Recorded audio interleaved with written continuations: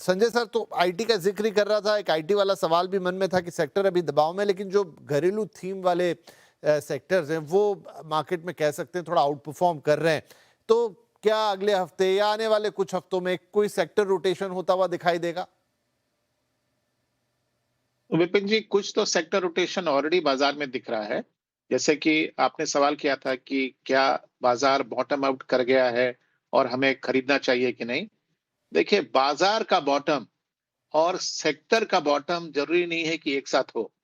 सारे सेक्टर्स एक साथ बॉटम नहीं करते, सारे सेक्टर्स एक साथ टॉप भी नहीं करते। अब भले ही हम आज 23,500 23,600 पॉइंट के आसपास जो भी खड़े हों, लेकिन अगर आप इंजीनियरिंग और इंडस्ट्रियल इक्विपमेंट कंपनी के स्टॉक्स देखेंगे, तो उन्होंने पिछले कुछ महीनों में उनके प्राइस तो डबल हो गए। तो एक सेगमेंट बाजार का है जो कि अभी भी चल रहा है और उसमें कोई भी रुकावट नहीं आई, और उसका मैं समझता हूँ फंडामेंटल कारण भी है, क्योंकि अगर आप चौथी तिमाही के रिजल्ट देखें, तो जिस तरह के रिजल्ट्स इंजीनियरिंग और इंडस्ट्रियल इक्विपमेंट की कंपनी ने दिया है, उस तरह का रिजल्ट उन्होंने पहले कभी नहीं दिया है।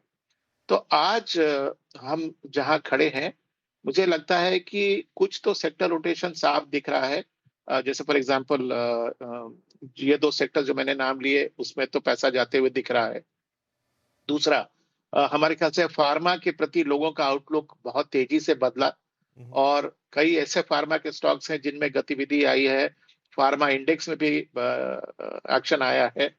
तो अगर आप अपॉर्चुनिटी के रूप में देखें, तो मुझे लगता है engineering, industrial equipment, capital goods ये एक अपॉर्चुनिटी सेट है। डिफेंसिव के रूप में अगर आप देखें, तो फार्मा एक डिफेंसिव अपॉर्चुनिटी है जहां पैसा जा रहा है। उसी संदर्भ में, चूंकि ये चर्चा का विषय भी है, आईटी के बारे में आपने जो सवाल उठाया, मेरे ख्याल से अब आईटी का नजरिया भी धीरे धीरे बदल रहा है।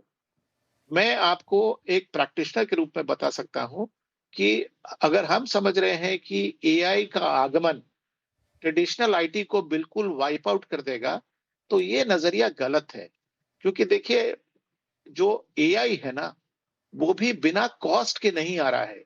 एआई में आपको कोई भी एप्लीकेशन यूज करने के लिए आपको टोकन खरीदने पड़ते हैं। खास करके एंटरप्राइज जब एआई यूज करती हैं, तो उनको टोकन खरीदना पड़ता है, और वो टोकन बहुत जल्दी एग्जॉस्ट हो जाता है। अगर आपने हाल में न्यूज आइटम देखा होगा, सेल्स फोर्स ने कैलेंडर ईयर 26 के पहले 4 महीने में पूरे पिछले साल का टोकन जितना खर्च किया था, उतना उन्होंने यूज कर लिया। तो आप जब आज एआई यूज करना चाहते हैं अपने एंटरप्राइज के प्रोसेसेस में, तो आपके पास चुनाव रहेगा कि क्या आप सारे प्रोसेसेस को एआई के द्वारा निर्धारित करेंगे, या कुछ ट्रेडिशनल जो सॉफ्टवेयर के प्रोसेसेस हैं उनको भी साथ ही साथ चालू रखेंगे। तो देखिए, एंटरप्राइज हमेशा कॉस्ट और बेनिफिट को एनालाइज करेगा। मेरे ख्याल से अब ये रियलाइजेशन लोगों को धीरे धीरे आ रहा है कि जो ट्रेडिशनल सॉफ्टवेयर सर्विसेज है, उसकी भी रेलेवेंस रहेगी, एआई का भी रेलेवेंस रहेगा। दूसरी बात, एंटरप्राइजेस एआई को बिना गार्ड रेल्स के इंप्लीमेंट नहीं करेंगी, क्योंकि उनके लिए कंप्लायंस का रिस्क, डिसरप्शन का रिस्क बहुत ज्यादा है। तो उनको ये गार्ड रेल्स बना के कौन देगा? सॉफ्टवेयर की कंपनीज ही देंगी। तो ये एक दूसरा नजरिया है जहां पर कि हमारी सॉफ्टवेयर कंपनी का रेलेवेंस बन जाता है।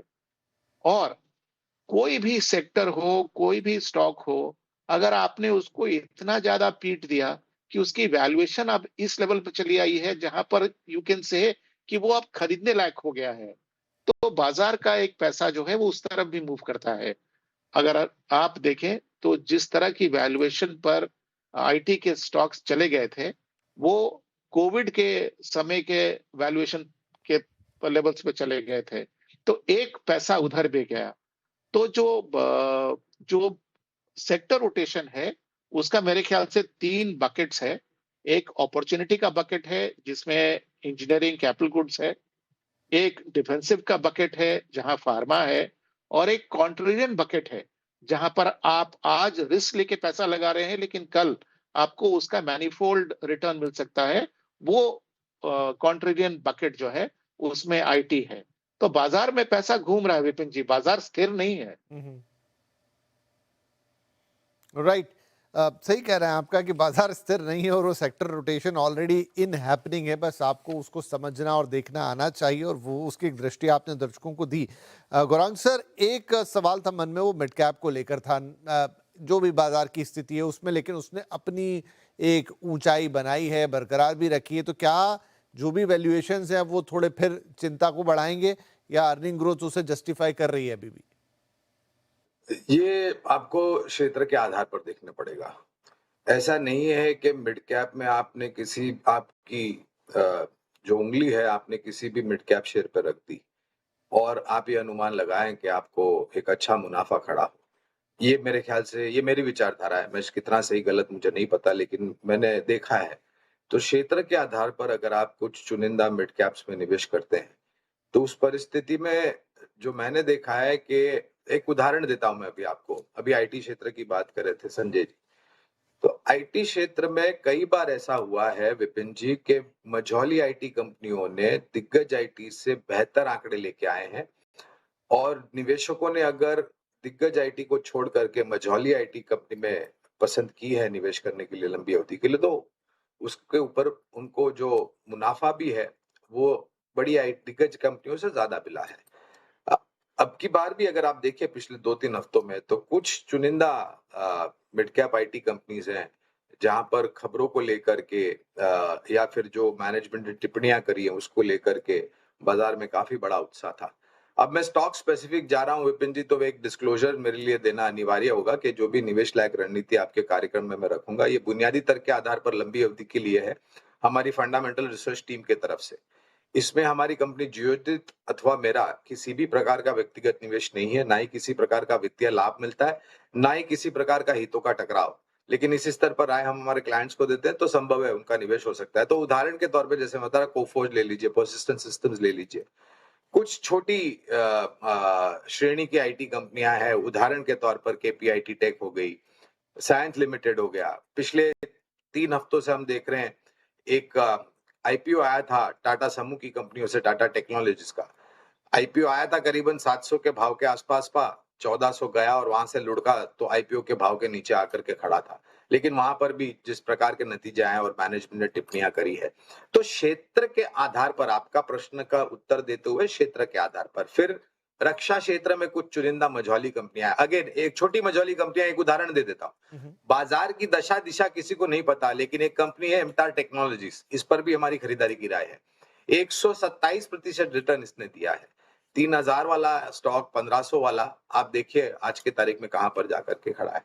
तो आप क्षेत्र के आधार पर अगर आप पसंदगी रखेंगे ना विपिन जी, तो आपको ज्यादा बेहतर परिस्थिति होगी और आपका निवेश भी सक्षम और मजबूत क्षेत्र में और कंपनियों में होगा।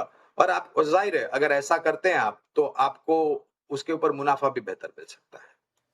राइट, तो गौरांग साहब का ये कहना है कि बात सिर्फ मिड कैप की नहीं है। मिड कैप का मतलब ये नहीं कि आप कहीं भी कुछ भी करें, लेकिन आप किस सेक्टर को चुन रहे हैं, किस कंपनी को चुन रहे हैं। और कुछ उन्होंने उदाहरण भी पेश किए कि अगर आप सही जगह हाथ रखें, सही जगह सही चीज़ों को पिक करें, तो फिर वहाँ पर भी चीज़ें बन सकते हो। और सही बात है कि मार्केट में अगर लार्ज कैप के साथ मिड और स्मॉल कैप या अन्य प्रकार के जो विभाजन हैं, तो वो विभाजन कहीं न कहीं कुछ ना कुछ तो सोच के बने होंगे, वरना पूरा मार्केट ही एक ही तरीके का होता। लेकिन ये है कि उस सब में कुछ अच्छा, कुछ बुरा ज़रूर उपस्थित होता है और यही हमारी कोशिश होती है कि बाज़ार के जो तमाम ऑथेंटिक विद्वान हैं, ऑथेंटिक मैं इसलिए कह रहा हूँ क्योंकि सेबी भी लगातार कहती है और हम भी लगातार कहते हैं कि इन दिनों सोशल मीडिया अच्छी चीज़ है, लेकिन वहाँ पर इतनी भ्रामक चीज़ें, इतना लालच, इतना भय और इतनी मिसलीडिंग चीज़ें आ जाती हैं और कि आपको नुकसान हो जाए वो अच्छी बात नहीं होगी। इसीलिए हमारे साथ जो भी विद्वान जुड़ते हैं, जो भी मार्केट एक्सपर्ट जुड़ते हैं, वो यहाँ आकर ऑथेंटिक बातें करते हैं और बरसों से कर रहे हैं और उनका भरोसा बरकरार है और इसीलिए हम सबको आमंत्रित करते हैं। इसलिए इनकी बातें सुनना अच्छा भी लगता है और इनफैक्ट हज़ारों लाखों लोगों को फ़ायदा होता है। तभी तो आप हमें देखते हैं।